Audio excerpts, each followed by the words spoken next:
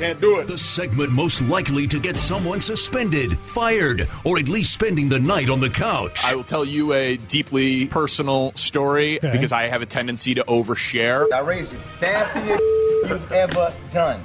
I'm talking about nasty.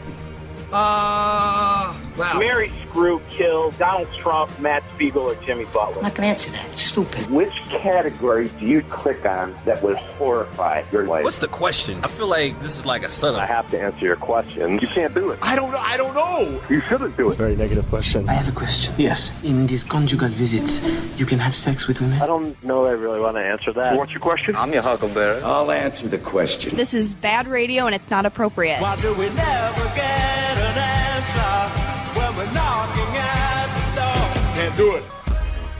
Yes, the game where you ask questions and we answer, and if you ask a question that we won't answer, you get a prize. If the question has been asked before, we can say asked and answered as to not tear open an old wound. It cannot lead to proprietary information that would lead to identity theft, and those are about the only rules of the game. Oh, one question to one person, no follow-ups. If you haven't played before, it's pretty simple. You're trying to make a squirm. It's brought to you by Taco Bell. When you've had a morning before your morning, let Taco Bell make you a breakfast crunch wrap.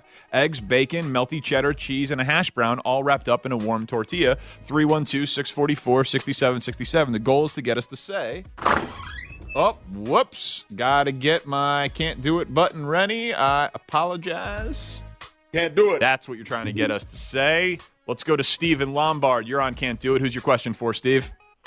Hey, my question's for Jay. Speaks has always wanted this question asked, so I just want to know the answer. So, who sent Mitch the dead fish, Jay? Steve, I can't answer, so I got to say can't do it because I don't 100% know. Can't do it. Can't do it. Call me next week and I might have an answer. But okay. For now, can't do it. Can't do it for now. Interesting. All right, fair enough. Let's go to Marcus in Woodridge. Marcus, you are on the score. Go. My question is for Danny. All right, what's your question? All right, I know you're a betting man. What's the biggest bet you've found and lost? Biggest bet I've ever lost. Let's see here. We all remember the big one. Yeah, no, of course. It's a poker session.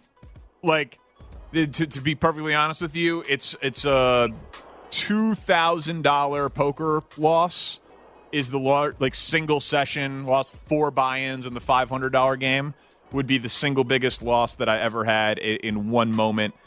In terms of like an event outcome, I could have hedged off the 2014 World Series. That was only a $500 bet, but it was to win $15,000. So I could have bet $7,000 on the Giants in Game 7 of the 2014 World Series to lock in a profit of at least $6,500, and I didn't. So that one really hurt, but that wasn't like money lost. I still only lost the $500. But in terms of a sports bet and like expected outcome, I would say the 2014 World Series. In terms of one actual session, in terms of actual money out, it would be about $2,000 playing poker. Neither one was that fun. I will be perfectly honest with you. Let's go to Mike, 312-644-6767. Mike, you're on the score. Hey, my question was for Jay. On a scale of 1 to 10, how ugly is Danny Parkins? 10 is ugliest? Yes, ugliest. 4. He has a great voice, but... I'm going 4. Going 4? Yeah. Wow. Okay. Yes, I asked. Conservative, all right. Yeah, that is very conservative. I appreciate that. Now you have to envision my 10. My 10 is right. is horribly disfigured. Your 10 is Shrek. Okay. Sloth from Goonies is my 10. Okay. So here are 4 in comparison. Gotcha. The guy who pulls off his skin in Independence Day with the cat. Right. Okay. I gotcha. 312-644-6767. Derek in Peoria. Derek, you're on Can't Do It. Go. My question is to Parkins. Okay. Who would you rather, Sierra Santos, Kelly Cole, or Leah Rahimi? Did you say who would I rather? Yeah, you know. I don't want to get too... I know. We're not going to objectify them in that way. I don't know all of them either. Is the other thing. So, you know what I mean? In terms of personally, who would... No, we're not going to do that. Derek, All right. You should have made that call to the score in like 1997. So I will say, Can't do it. Can't do it. Can't do it. I can't do that. Kelly's been cool to me. We've hung out like in press box settings a couple of times.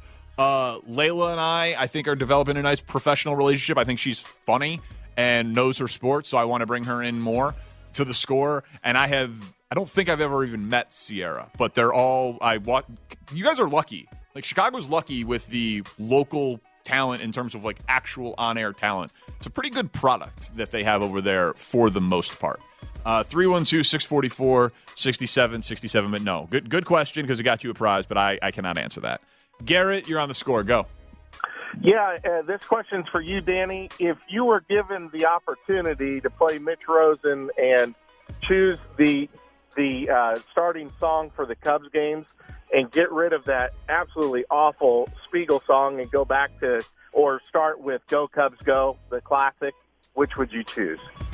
Oh, I'm on the record as being a fan of Go Cubs Go.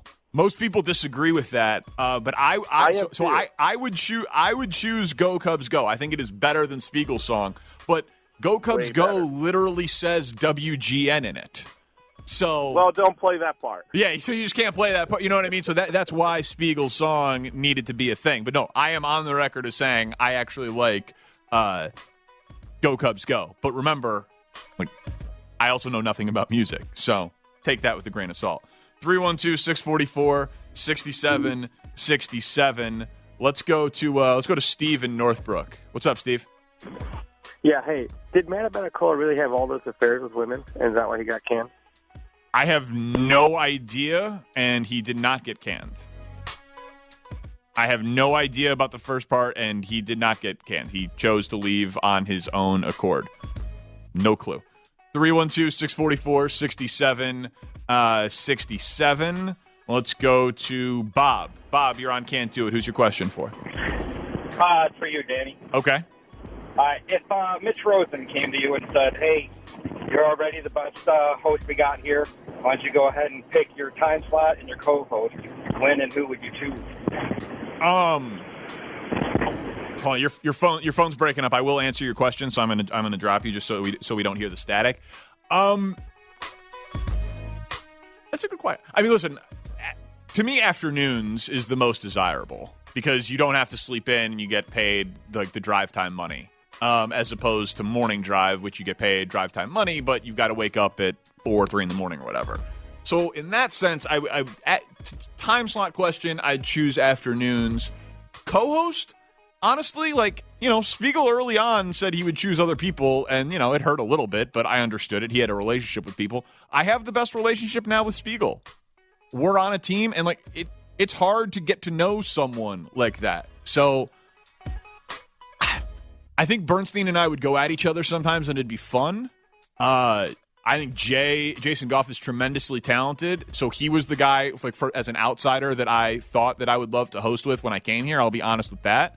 But I didn't know Spiegel, and so I guess just so that I wouldn't need to get to know someone new and start over from scratch, I would just do this in afternoons, and that's the honest answer. Because as you guys have heard, sometimes the growing pains of getting to know a new person on the air live for 4 or 5 hours a day in front of an audience, there can be some awkward growing pains. So I just would probably choose not to go through with that, but take the drive time money. That's the honest answer. I would tell you if it was one of the other guys.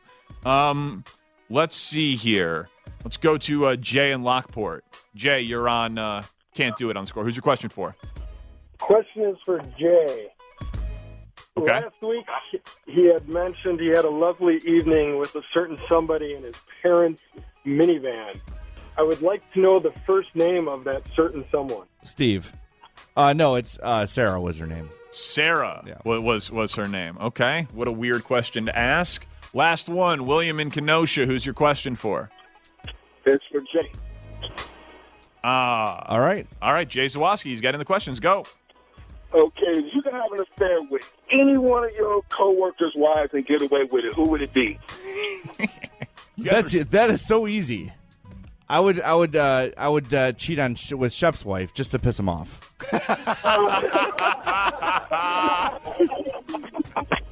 Oh, wow.